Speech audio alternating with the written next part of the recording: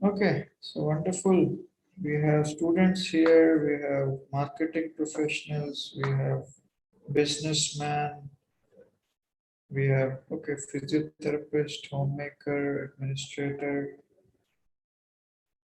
private company, sales professionals. Wonderful. Okay, so we have a varied crowd, but of course, the session which we are going to take is for everybody. Yeah. Okay, so I'll just give you a brief introduction. So this is going to be a session which is termed as Discover Our Inner Self. Okay. Now, whenever we talk about any scripture, whenever we talk about spiritual science, one of the very important things which we are always concerned about, or which is generally discussed, is about self. Now, what is that self? We are going to discuss further. And what one point which we are trying to, which my purpose will be from this session is to ignite our thinking power. We should, at the end of this session, if we are just in a condition to think something different from what we generally do our in day-to-day life, that means this 1 hour is successful, at least for me. Okay, and feel very free to stop me, ask something if it is, if you have any doubt, if you are not convinced about something, we are very much happy to answer you. You can either type or you can raise your hand if it's pertinent to the current topic. Okay, so I'll share the slides with you, and just start with short prayers and then I'll go to the slides.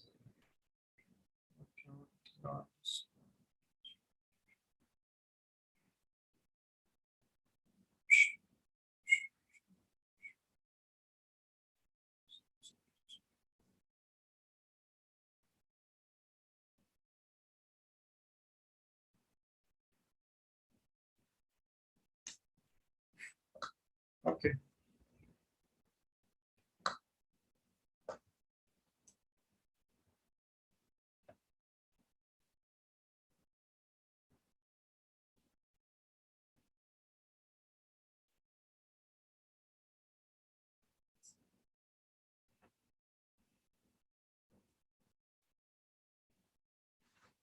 Okay, so this is our first session today.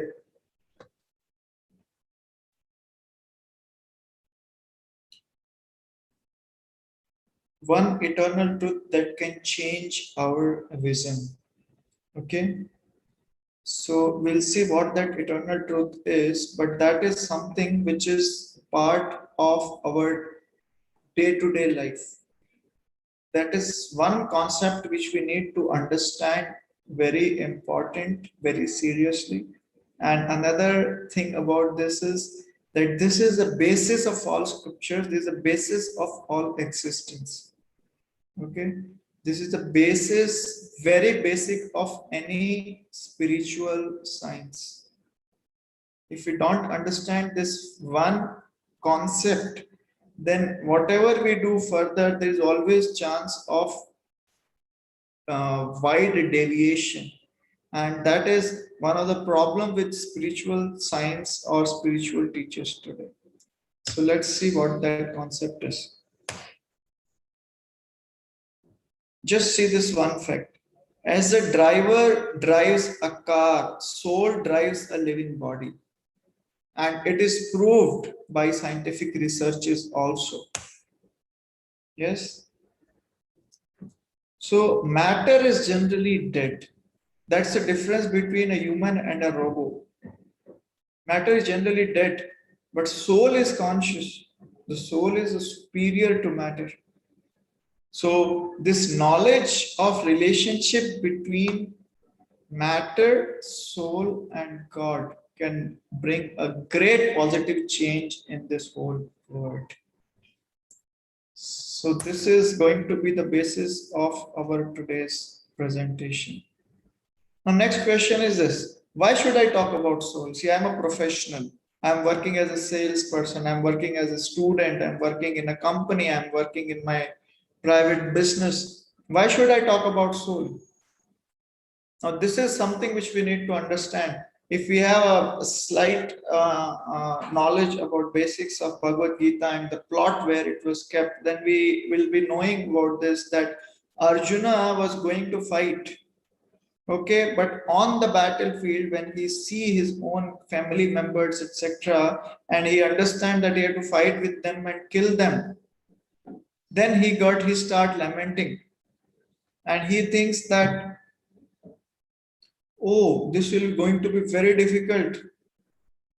This is I cannot do this. This is going to be uh, something which will bring destruction. He gives multiple reasons. He says that, if I fight, so many people will die, their family will become orphans, and there's nobody to take care of them, etc. And he said, we don't know who will win, they will win or we will win. Plus, they are all family members. At least we are pious people. We should understand about these things. So he gives multiple reasons. So he needed to be convinced about what is right and what is wrong. But the idea is, nothing of this word was befitting the explanation which was required to be given to Arjuna, because his logics were very correct from superficial point of view. It's very important to be non-violent. It's important to save everybody from dying. It's important to stop wars because wars bring calamities. That's all correct, but there was always a higher purpose, and Lord Krishna had to convince Arjuna for that higher purpose. Because sometimes, or not sometimes, always, it's always to look from a longer, broader perspective, and to have righteousness established and to remove antisocial elements is very important to have a long-term results or outcomes. If we see from our body's perspective, as I am a doctor, I think more examples which I am giving would be from the medical field.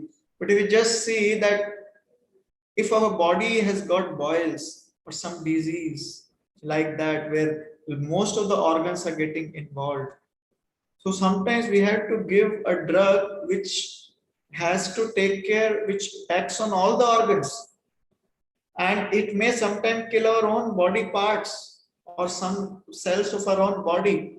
But for the well-being of overall body, we need to give that medication.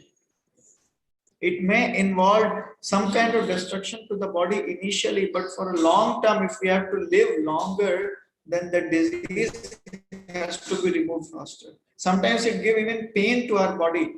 Sometimes when the treatment is happening, a person feels pain. Sometimes even a surgeon has to cut the body to remove the disease or to treat the person. But all this is acceptable. This is a kind of violence, but it's acceptable because there is a higher purpose. So today we are going to discuss that higher purpose, because in our life, we lot of times we come up to that point that we have to choose between two right things. See, to choose between wrong and right is easy, but to choose between two right things and to choose the most appropriate as per that time, place, and circumstance, that needs intelligence, that needs experience, that needs knowledge. So from this, whatever we're going to discuss, this will help us to reach that point of knowledge where these kind of decisions is at least slightly easier for us to take. So before this whole knowledge of soul was given to Arjuna, this was his condition. He was too perplexed. He said, my body is trembling, my hair is standing on end, and my Gandiva bow is slipping, and my skin is burning. He was in such a situation.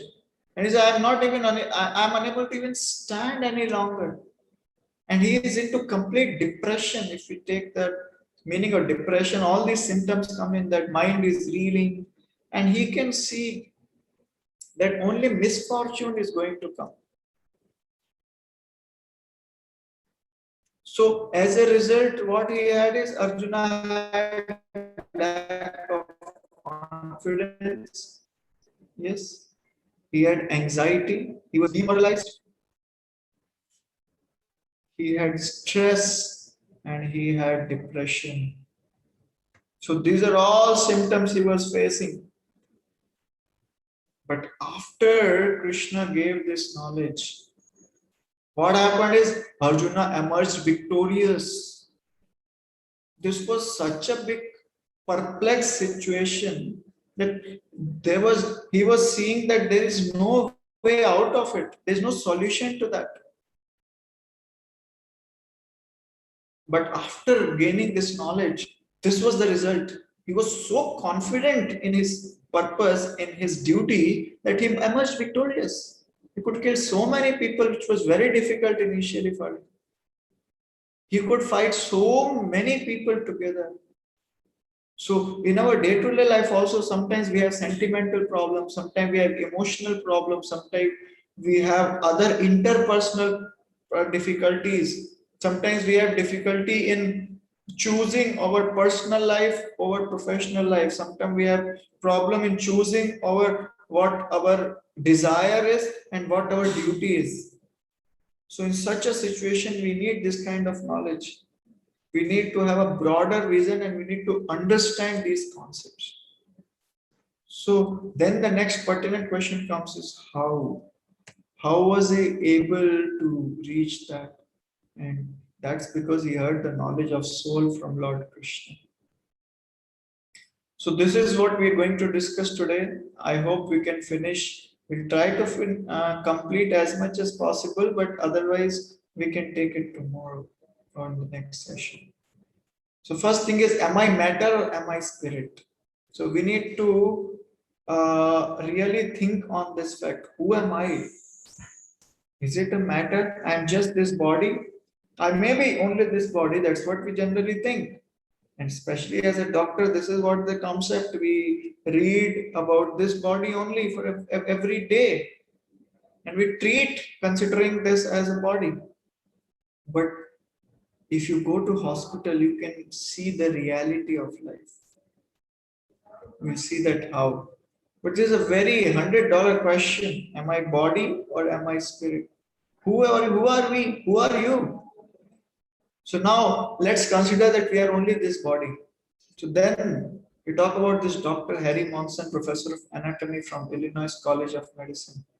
And he said, okay, let's consider we are this body and let's dissect this body because he's from anatomy.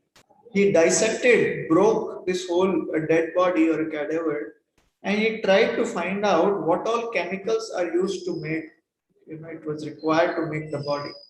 And he differentiated all the chemicals.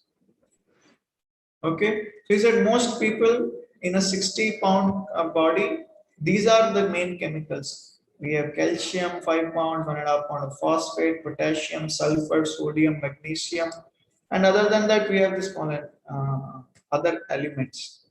And then we have water. So if we see what's the cost of all this together, and we found out that it's not more than some 100 rupees. That means if we are just this body made up of chemicals, our body is just worth 110 rupees. You can go to market and purchase these all elements for 110 rupees in the same quantity as they are in the body. But this doesn't sound like us. We spend millions of rupees on our security, on our comforts, luxury, etc. Are we just worth 110 rupees? But that's what happened when we consider ourselves only the body. So then what's next? Don't we think we are better than just some chemical constitution? Then what is our real identity? It's Sri Devi, it's a living beauty. Everybody was fond of her, fond of the movies, everything. But after death, this is what she was. Chemicals are the same, but what is the difference between these two? What is the difference between this living body and the dead body? There's no feelings, there's no thinking, no desire, no movement, and most important, there is no consciousness. If we are just these chemicals of 110 rupees, then this dead body and living body should be same. But no, something has changed. What has changed? The soul is gone.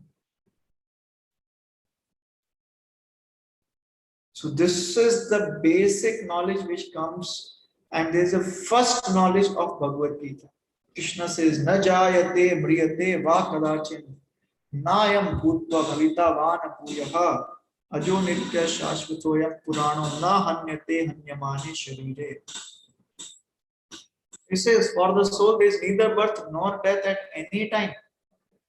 The soul never even takes birth."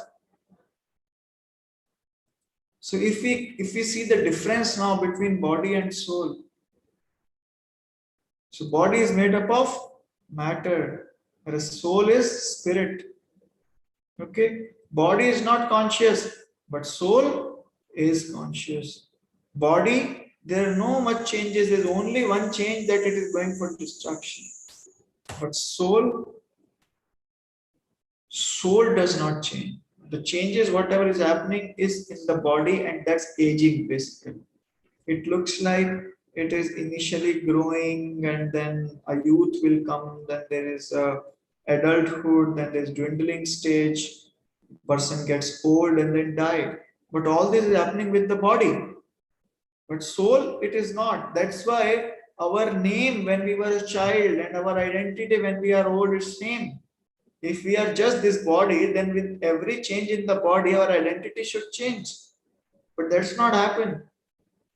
Even if I show you your own photo when you were just born, and if you are not shown or remember, mostly we don't remember, you may not be able to identify yourself. This is you. If we are just this body, then we should change our identity as soon as the body changes. Medically also, every 6 to 7 years, more than 90% of the cells of the body change completely. Every day there are some cells which are dying and new cells are coming. Our thinking changes, our appearance changes, our way of taking decision changes. So then if we are just this body, then we should keep changing our identity. But no, that doesn't happen.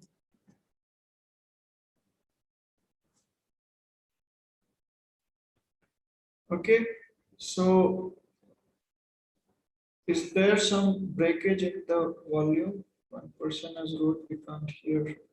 No, it's fine, bro. It's fine. Okay, thank you. So, but the soul is eternal. Krishna says, as we just read, "Na jayate mriyate va kadachin, nayam bhuta bhavita vanam." So then what is the difference between dead and alive person? Is this consciousness. When the consciousness is there, is alive. As soon as the consciousness is not there, is dead. Yes. So body as a matter is always dead. It's just that as soon as the soul enters it, it makes it alive. And as soon as it goes, becomes dead again. Another example, simple example which is given is a microphone or your whatever phone, laptop, whatever. See, when there is no current, that microphone is dead. You can't amplify it. It doesn't work. But as soon as you connect a wire and electricity comes in, it starts working. Similarly, in your phone, if you remove the battery, it's dead. But as soon as you put the battery, it's kind of alive. So similarly, that living force is something which enters the dead body and makes it alive, and that is soul. So what we see in a mirror is not what we really are. This is the most basic understanding of any spiritual path, especially Bhagavad Gita. And we will take it further, we will understand it further. We are souls, the real driver of the bodily car. Krishna says in 13th chapter, Kshetra and Kshetragya. Okay, this body is like a field of activity, and we, the soul, are the knower of that field. That is the most important thing. Okay.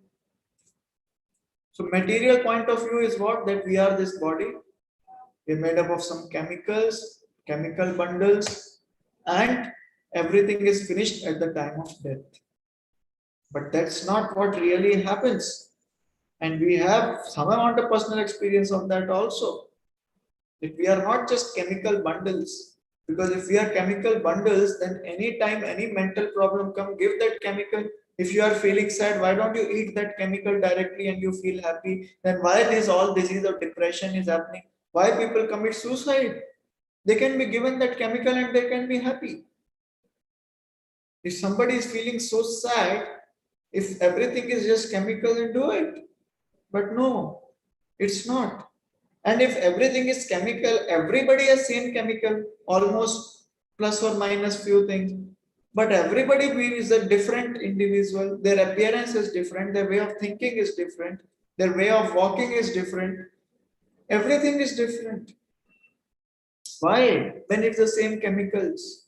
It's just that some composition is different. But no. If that composition is different, how do we know that?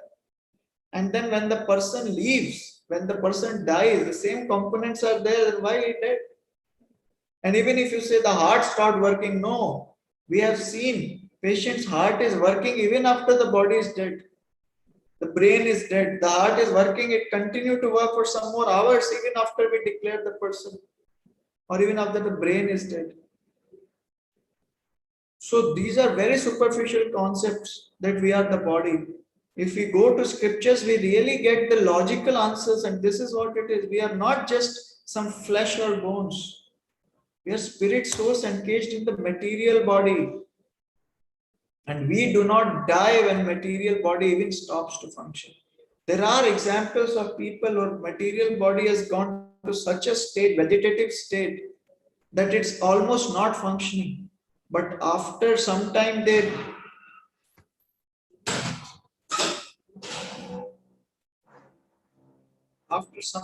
back.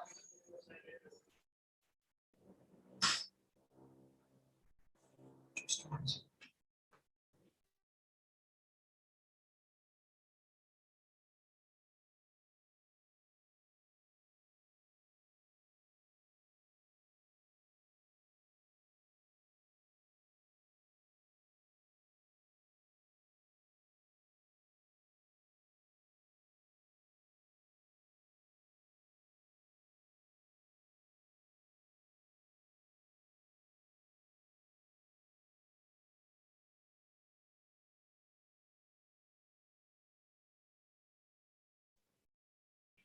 Yeah, so this is what it is.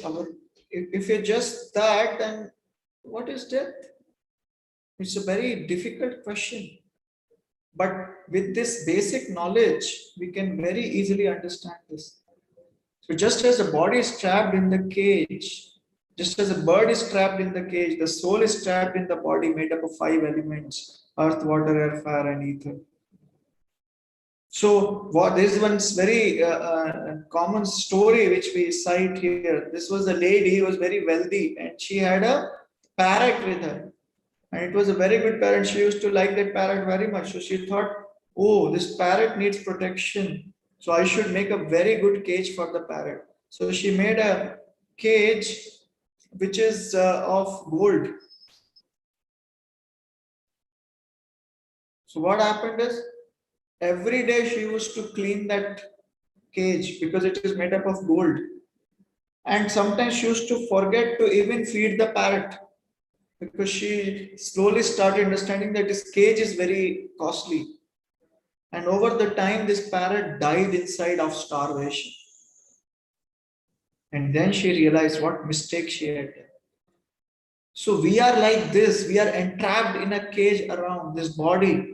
This body is like a vehicle which helps us. Like if you go to if you go to water, if you have to go for a drive, what happens is when we go inside, what happens is that we need a suit, an oxygen cylinder because we need a body which is suitable for living inside the water. So we artificially make that and go. Similarly, if we have to go to space, we need a space suit because that is required for that environment. Similarly, when soul comes to this earth, it needs a body which is suitable for this environment. So that is where we get this body. But we are not this body.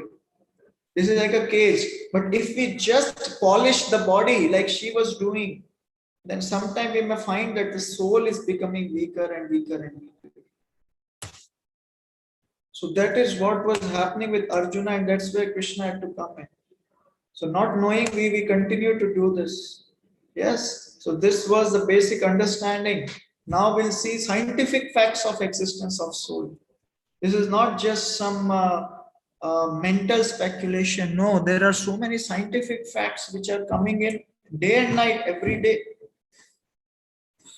So one is common sense. So that is what we say when somebody dies. What is the term we use? Oh, he passed away. But who passed away? Who passed away? The body is still there, then who has passed away? Actually, the soul has passed away. It's a common sense. We generally use this term in our day-to-day life also. So we can see red light from a camera, but who see? We see. Living being is conscious. It has a function which is thinking, feeling, and willing. And then intentionality. These are all functions of a conscious being. A dead matter is not conscious. He cannot see things. We can see. A camera doesn't have consciousness of its own. A human has to drive it. He can feel. A dead body, a dead matter cannot have these feelings. And then this is something which is very special. Out of body experiences. Okay. Now this is something which is now very common. Especially in, of course, Indians, we find these phenomena here, but we don't have that good data to find out. But in foreign countries, they have done research on these things. Out of body experiences, near death experiences, they found that 11 to 40% of average American population who are mentally and physically healthy, they have some out of body experience. There's enough research of near death experiences with impeccable scientific credentials. This is told by a cardiologist from Emory University, Dr. Michael Sabom. You can even go to Google and find these things. And this is from Medical Journal of Problems in Pediatrics. So there is a Dr. Bigelow who has done research on soul and written many books like that. So what they found is there were patients who were gone for surgery. And during surgery, all of us know that we give anesthesia. That means we make a person unconscious so that they don't feel pain. But these people, after the surgery, they could tell that what doctors were talking among each other, what music was going on inside. They were able to even remember those kind of things when they were under anesthesia. So this was something which was really special, and that was the first scientific evidence of the existence of soul. And this is second, reincarnation. There is no material science which can give the proof of reincarnation except the knowledge of the soul. So this reincarnation, this Dr. Ian Stevenson, he has investigated more than 3,000 cases of spontaneous reincarnation memories. You can even go to Google, you can go to Wikipedia, and you can find his information. There's so many books he has written on that reincarnation. So this is a proven fact, and there are other ways to commemorate this fact of reincarnation. Phobias, we have no explanation of phobias in science. Why somebody has phobias like that? So it's written phobias are related to the mode of death of the person whose life was being remembered. So in a previous life, we may would have died, or we have a very bad experience, and then we develop phobia. So it's like a person who was drowned in the lava, died of drowning, will have phobia of water. It's known as hydrophobia. Similarly, bladed weapons, if somebody has stabbed you, firearms, if you have died in that way. So even if we consider that we are made up of just some matter or chemicals, then two identical twins are made up of same chemicals, but still they are different temperament, they have different kind of consciousness, different way of thinking, etc. Why is this like that? Because they have been coming to same body, but they are reincarnated from different places. So even though identical twins are physically born by the splitting of single egg from the same genetic material, they may strike in contrast. And the difference in temperament is because two different souls have reincarnated in a similar looking body. Yes. So there are many stories and real news. You may go to news channels, geographic, etc., and you may find all these stories, reincarnation stories. And there is one real story of a girl by name Shukla from India, Rajasthan, who remembered her past life. So she was little girl, and they went to Bhatpura. Okay, and when they arrived, Shukla took the lead and avoiding various possible wrong turns, she brought them straight to the house where they were supposed to go in Bengal, Mr. Amritlal Chakrabarti, who was a father-in-law in the past life. So she could remember that. And this is a true story. You can, again, there are even contact numbers of these people, you can talk to them.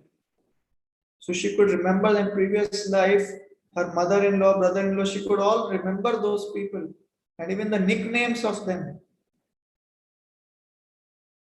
Then many scientists are talking about this. Frankly, in finding myself to exist in the world, I believe that I shall in some shape or always exist. There are many scientists also who are at least thinking that we are beyond this body and not just this material body. You can read it.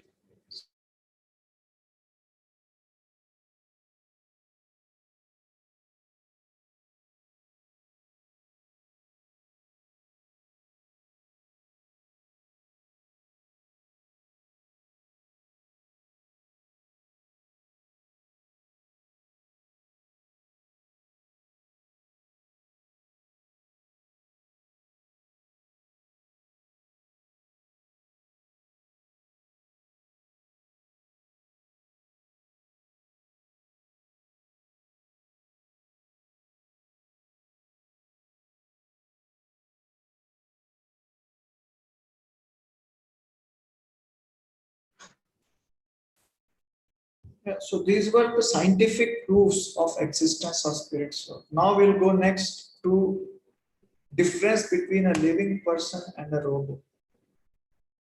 Okay. I'll just stop and start this sharing again so that this window goes off. Meanwhile, I'll stop here for some time. If anyone has any questions or comments, just wait for 1 minute for you to raise your hand and we can take it. Anyone has any questions or comments still here?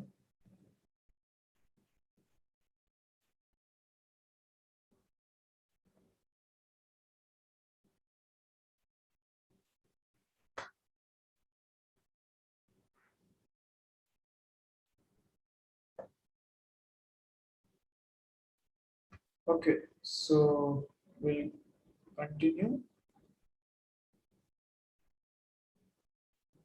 So difference between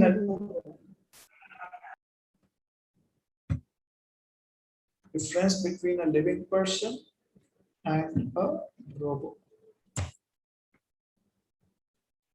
So let's see what is the difference. Is man just a powerful computer or robot? We should think about it. If it's a camera, suppose.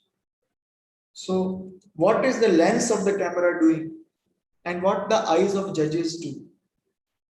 Okay. What judges have experience. Camera doesn't have experience. There are no emotions in camera. There's no consciousness in camera. And camera cannot judge. Of course, the thing is depicted on the camera, but camera cannot judge. You need a living brain to judge things.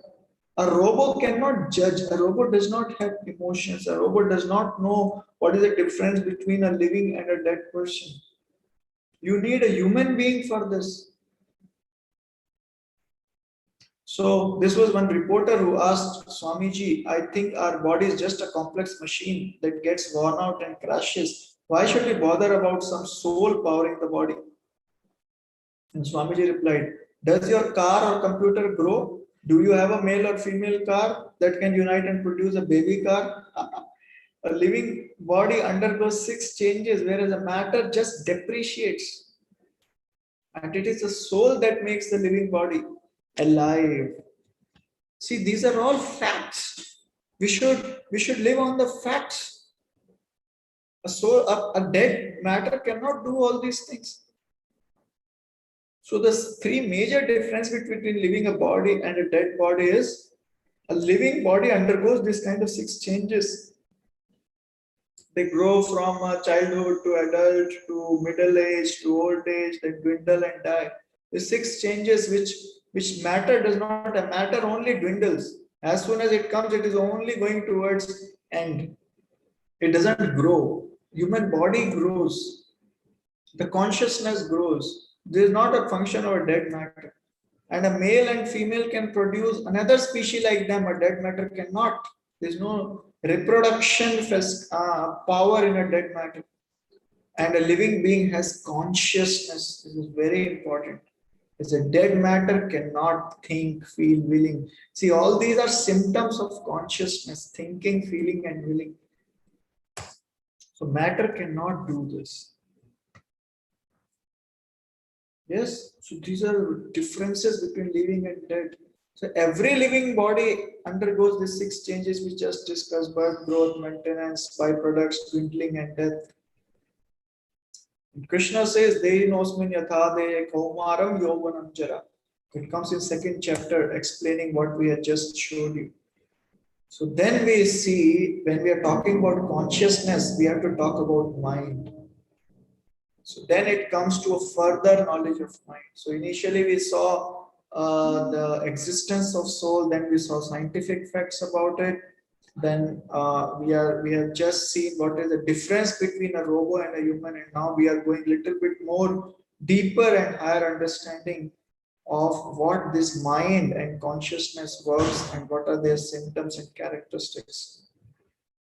So the soul is covered by gross and subtle coverings. This is initially a kind of fact for you, but this is from scriptures, and when we logically understand, we may realize that yes, this is true. So gross body is made up of these 5 elements: earth, water, air, fire, and ether. And there is subtle body which is made up of mind, intelligence, and ego. And I'm pretty sure all of us will realize that yes, our mind is different from the body. What we think, the body is governed by that. That's why you may feel sometimes that when there is something very palatable, you may feel like hunger. If hunger is just some chemical substance or just need of the body, then your emotions should not affect this. But your emotions affect your hunger. And at the same time, when somebody is angry, the hunger goes. Similarly, when somebody is mentally very peaceful and happy, the physical body stay healthy. Whereas even if you are physically, you do 100 tests, you do this BP, sugar, etc., everything is normal. But if mentally we are not happy, if there is some tension, stress, then all the physical problems will also come. So we'll find that the subtle body is having a stronger role on us than just this gross body. And this is made up of mind, intelligence, and ego.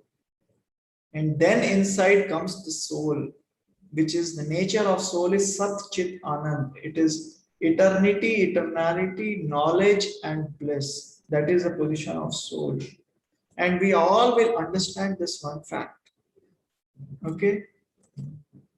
Everybody from their childhood to adult is looking for blissfulness.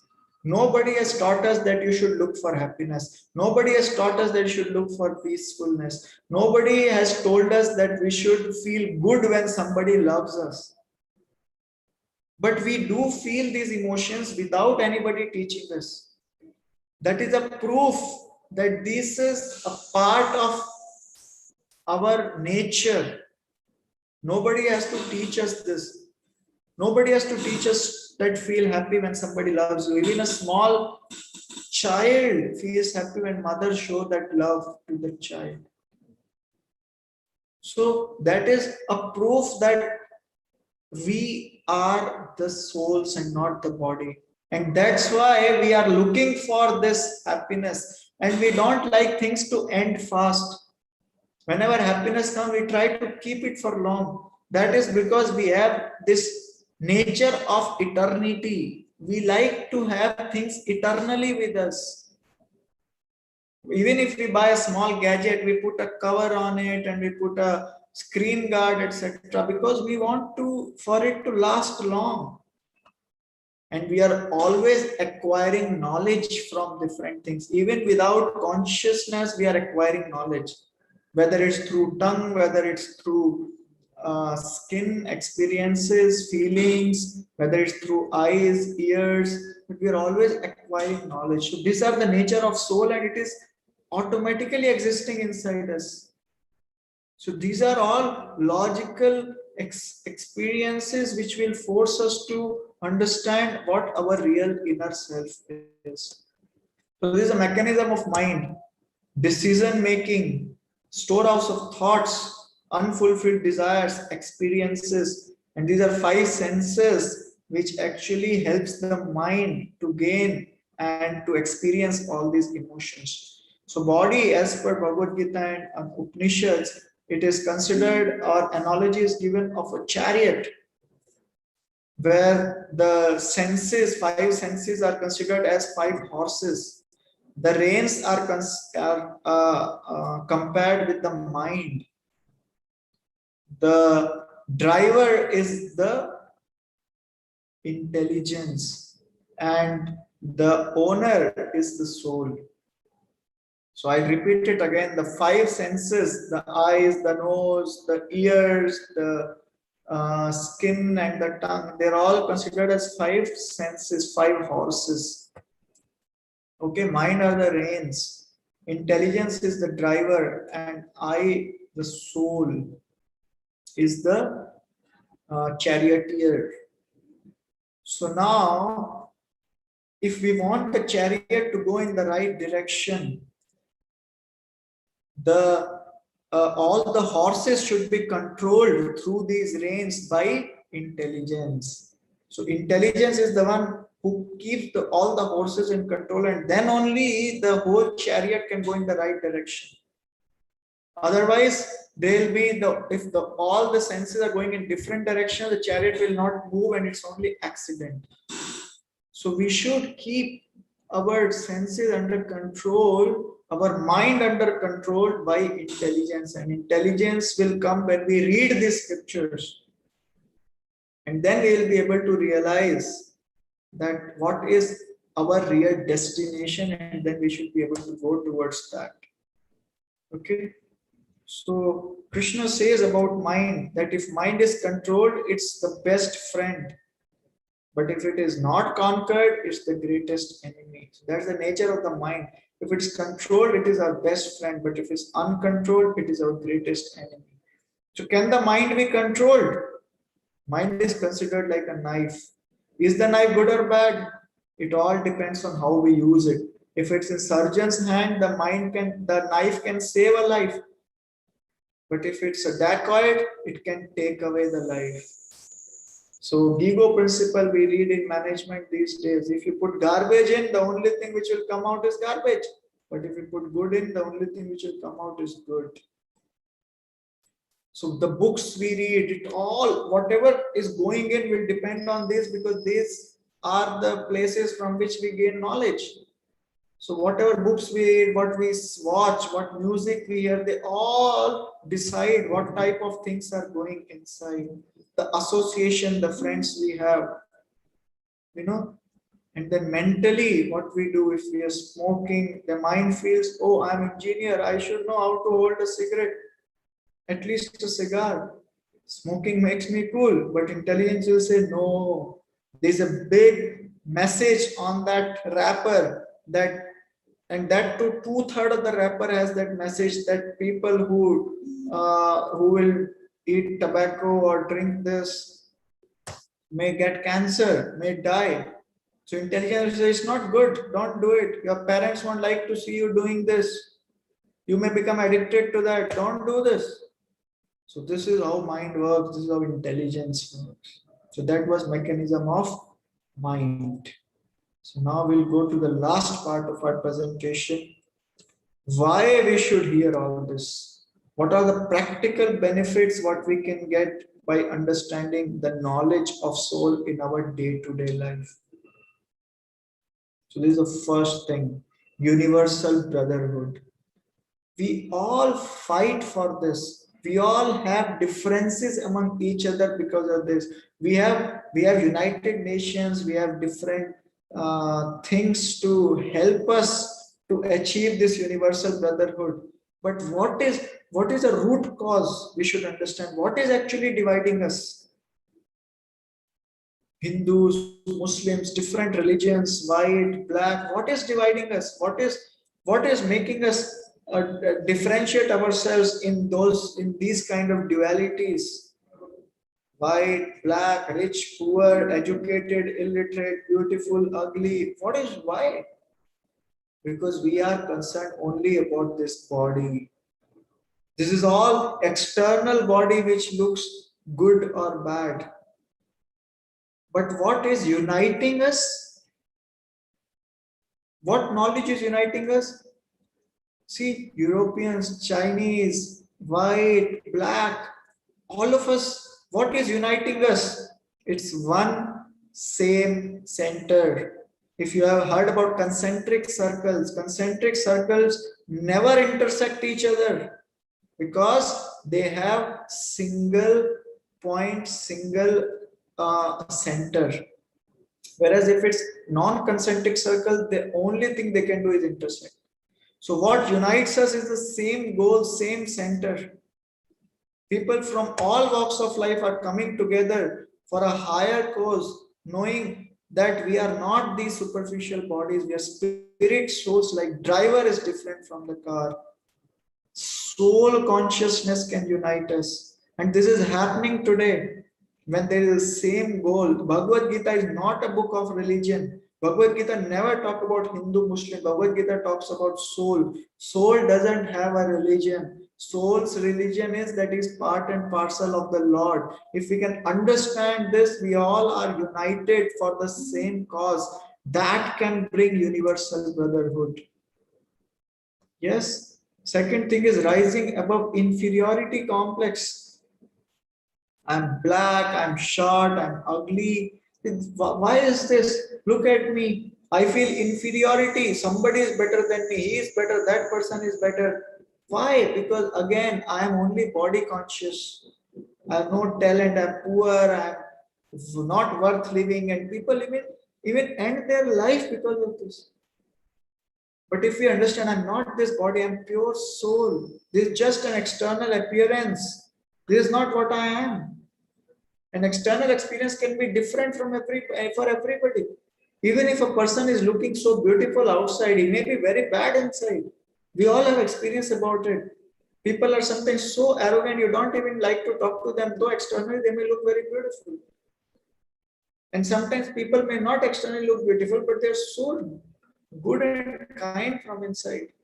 And really, if you see in your day-to-day life, external appearance is just a part. Even people who are, even the movie actors and so nice looking people, they feel very difficult to be with each other for a long time, and there are divorces which happens very often. So external appearance just very short thing, whereas people can stay with each other for decades together, even if they don't look externally good, because internally they are good. Okay, so if we have this one understanding of soul, we can come out of this so many problems. So we get a positive outlook. If we have body conscious, we become selfish. We only talk about this body, and that will make us, that will grow hatred and divides us from others. No wisdom that everyone is originally a part and parcel of Supreme. So Swamiji used to tell that we can only have universal brotherhood if we have one father. And if we have multiple fathers, then it is only step brother, step sister. So we should have one goal, and that if we understand that we are soul, the next thing is how can we unite together? Because we understand that soul is part and parcel of one Lord, and that is the biggest force which can unite us. Even if there are somebody, even if it's your family member, no, you automatically feel a kind of connectedness with them. If you go to a new place and you find somebody who is from your place, you go to America and you find somebody from your own country, or not even country, from your own city, there you automatically feel a connection. It's a spontaneous thing. Similarly, if we understand we are part and parcel of the Lord, we automatically feel that connection. That can bring us happiness. So right use of resources will happen if we understand we are soul, because we have to take care of others. It's not only about us. I'm not selfish. So we look after others again. We will not exploit other species if we consider everybody's soul. It's just that he is in a plant body, he is an animal body. That's just an external covering. But we are not there to exploit anybody. Yes? So am I a matter or a spirit? Just worth 110? No, I'm not. And then we saw about scientific proofs of our existence, reincarnation, near-death experiences, our common sense when we say somebody passed away, and then difference between a camera and a living person. Then we discussed difference between a person and a robot, camera versus judges, three major difference between body and robots, consciousness, the judging power, and the seeing power. So the difference between a person and robot is the six changes which a living body undergoes, but not a dead matter. And then we saw mechanism how mind works. We have gross and subtle body as well as soul. And we saw chariot analogy, how mind intelligence and ego works. And then we saw GIGO principle. And ultimately we saw the practical benefits of knowledge of soul, the universal brotherhood, rising above inferiority complex, positive outlook, and right use of resources. So thank you very much. We'll stop our presentation. That was the last part of it. And again, we are open for any questions or comments from your side. Please feel free to ask, even if you could not get something or you are not convinced about it. Of course, it will take time, but you are free to ask any doubts or questions. Thank you.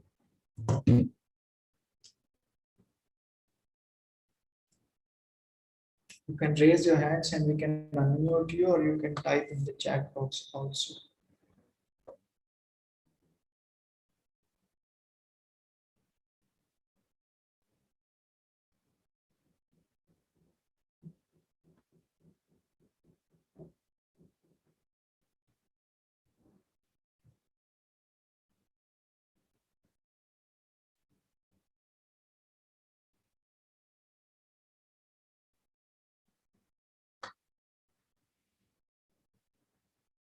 Okay. So there's no questions or comments. We'll close it here. we will be sharing a feedback form in the group today. We would like to know which time is more preferable for you, whether 12 to 1 is fine. We have some 4 or 5 more sessions which are related to understanding our inner self. So that is open for all of you, and that will give us the proper understanding. And we thought we'll do it on weekends only, Saturdays and Sundays. So please let us know what is your convenient time. We thought that Saturday we can keep it from 12 to 1 like this, and Sunday we can keep it either in the afternoon or evening. Most preferably, we can keep it from 6 to 7 p.m. on Sundays and 12 to 1 p.m. on Saturdays. But we still like to know about your comments. So we will be sharing the Google form. It will take just 1 minute for you to fill. Please fill in there your comments, and we can decide accordingly. Meanwhile, okay, Sunday also morning or afternoon better. Okay, we can consider that then afternoon. But we also like to know from others. So there is one question: intelligence, how we receive, is it from matter, mind, or soul? Okay, see, intelligence is a part of matter again, but it's a part of subtle. So it's not directly matter, but it's not soul. Okay, so when we say a soul comes in a body, which is an external covering, the body is made up of two different things: an external body, which is matter, and that is a gross body, and there is a subtle body, which is made up of mind, intelligence, and ego. So it is not made up of those 5 gross elements, okay, but it is a subtler thing. So that is given by nature to us, and then these mind, intelligence, ego comes along with that. And how it is governed, how the mind works, how the intelligence works, that we will discuss in the further classes. Okay. Okay, so thank you very much. Thank you for joining. And also, if you want, if you have somebody else who could not come for today's session, we can share the recording and they can always join from further sessions. Thank you very much.